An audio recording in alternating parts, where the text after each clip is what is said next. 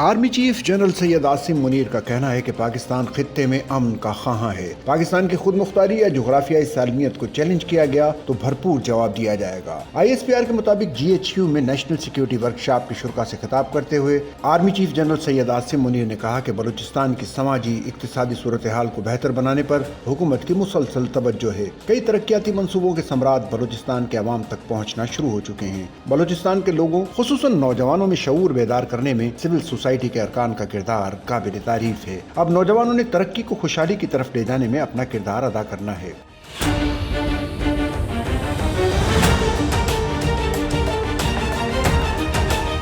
Army chief general Syed Asim Munir ने इस बात पर जोर दिया कि गैर मुल्की स्पॉन्सर्ड दहशतगर्दी बलूचिस्तान की सलामती और तरक्की के लिए सबसे बड़ा खतरा है। उन्होंने खबरदार किया कि जो तशद्दुद को हवा देने, खौफ और हिरास फैलाने और सूबे को गैर मुस्तहकम करने के दर पे हैं, इन दुश्मन अनासिर के मज़मूम अज़ाइम को कामयाब नहीं होने दिया जाएगा। पाकिस्तान के अज़्म का इयादा करते हुए army chief general Syed Asim Munir ने कहा कि दहशतगर्दी किसी मजहब, फिरके या नस्ल को नहीं जानती और इसका मुकाबला गैर मुतज़लज़ल कौमी इत्तेहाद के साथ करना चाहिए।